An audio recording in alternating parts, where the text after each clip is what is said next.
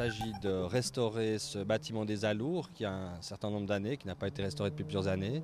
C'est 1 million d'investissements pour complètement restructurer le bâtiment pour le rendre beaucoup plus opérationnel, notamment pour l'accueil des vendangeurs et de tout le travail qui se fait ici par Madame Butet pour l'exploitation de la vigne. On a étudié évidemment la possibilité on a envisagé, la question s'est posée, est-ce qu'on peut démolir, reconstruire?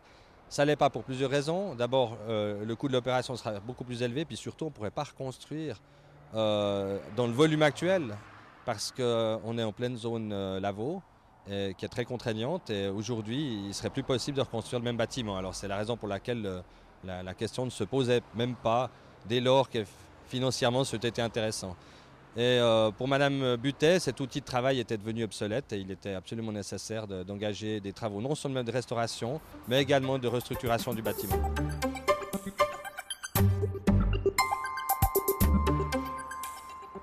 La question s'est posée pour la Ville V, à savoir est-ce que, de manière générale, sur l'ensemble de nos vignobles, parce que ça c'est 1/3 grosso modo de nos vignobles qui se situent pour les autres à Corzo, Chardonne et à la Tour de Paix, c'est de savoir si au fond, est-ce que c'est le rôle d'une collectivité publique de continuer à finalement exploiter des vignes et à vendre du vin. Alors l'analyse a conduit à une réponse positive. On aurait pu bien imaginer soit vendre nos vignes, soit dire on vend notre récolte, ou alors soit on vend notre raisin pressé pour ensuite qu'il soit vinifié. On a décidé que c'était la commune qui continuait à faire ce travail-là et je crois que c'est surtout une question d'image de la ville.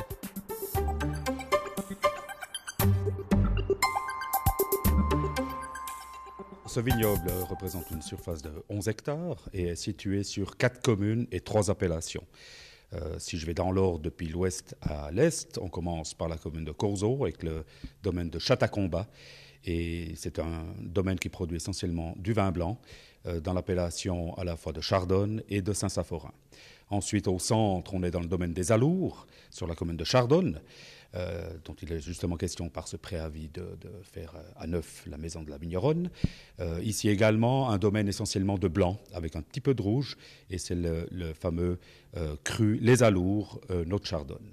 Et ensuite, du côté de l'Est, on termine par la commune de la Tour de Paix, et là, c'est une production essentiellement de rouge en pinot et gamay.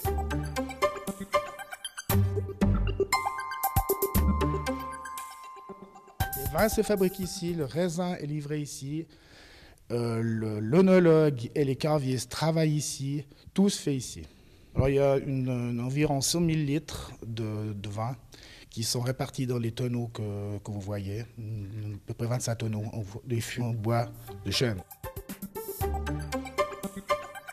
À la fois, il y a une richesse du patrimoine à entretenir, à passer de génération en génération. Et au niveau de l'exploitation, on a fait un petit calcul sur les 8 dernières années où, malgré la catastrophe de 2005, souvenez-vous, ce fameux orage de grêle du 18 juillet qui a pratiquement complètement détruit notre vignoble, qui nous a pénalisé au niveau de la récolte sur 2 années, on arrive à équilibrer nos finances, même un petit bénéfice, avec quand même des investissements importants qu'on a apportés ici à la cave, renouvellement de vases, l'achat d'un nouveau pressoir, l'installation d'un système de régulation de froid pour améliorer aussi la qualité de nos crus. Depuis maintenant à peu près 1 année et demie, on a réfléchi à un nouveau plan stratégique de développement, d'amélioration de notre domaine viticole. Et en début de cette année, la municipalité a approuvé ce plan stratégique qui va déboucher sur une nouvelle ligne de produits, un élargissement de la gamme, l'élaboration d'un nouveau logo. Et toutes ces nouveautés seront présentées dans le cadre des caves ouvertes qui se dérouleront le week-end de Pentecôte les 21 et 22 mai.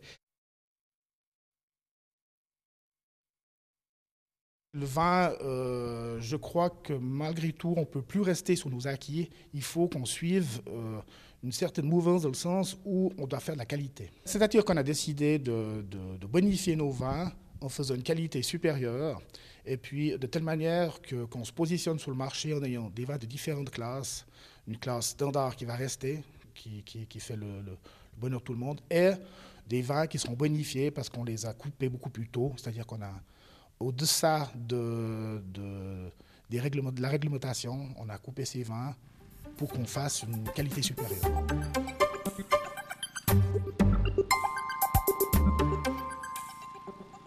faut effectivement des labels. Maintenant, on sait que les gens sont très très attachés à ces labels, ce qui fait que la municipalité a demandé il y a déjà 2 ans qu'on participe au concours Label Terre à Vin, et c'est ainsi que 2 de nos vins ont obtenu les lauriers d'or de Label Terre à Vin. Donc c'est aussi une satisfaction pour les vignerons tâcherons, parce qu'on a des vignerons tâcherons qui ont d'excellentes notes, donc ils sont notés par la confrérie des vignerons.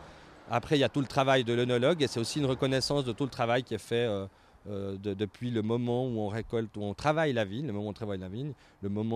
jusqu'au moment où on déguste le vin. Il y a toute une série d'étapes de gens qui travaillent et qui font un travail de qualité qui est reconnu maintenant au travers effectivement d'un certain nombre de labels, de concours auxquels on pourra participer dans le futur.